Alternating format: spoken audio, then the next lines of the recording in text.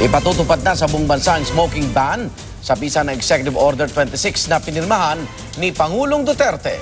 Ang mga parusa at lugar na sakop nito sa live report ng saksing si Jamie Santos. Jamie?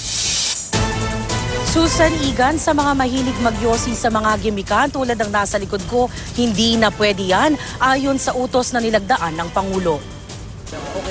Hindi lang pag ganitong gabi, kahit daw pagkagising pa lang, partner na ng kape ni Marcial Fortaleza ang sigarilyo.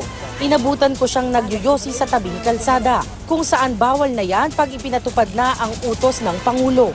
Kadalasan na sa maga, pagbago magkape, pampatanggal lang na stress.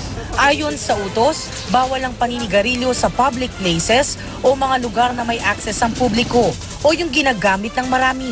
Kabilang sa halimbawa niyan ay mga paaralan, lugar ng trabaho at government facilities. Pati mga kainan, mga may accommodation tulad ng hotel o mga may ibinebentang produkto at serbisyo tulad ng mga mall at ospital, pati mga pasyalan.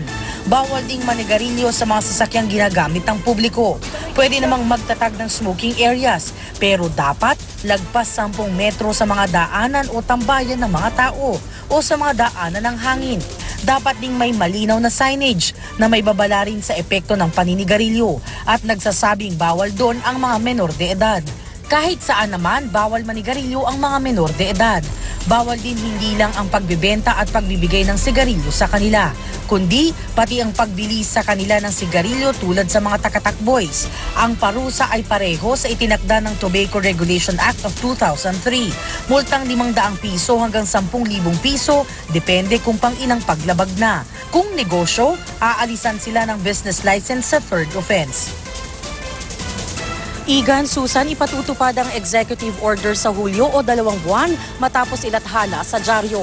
At live mula rito sa Quezon City, ako si Jamie Santos, ang inyong saksi.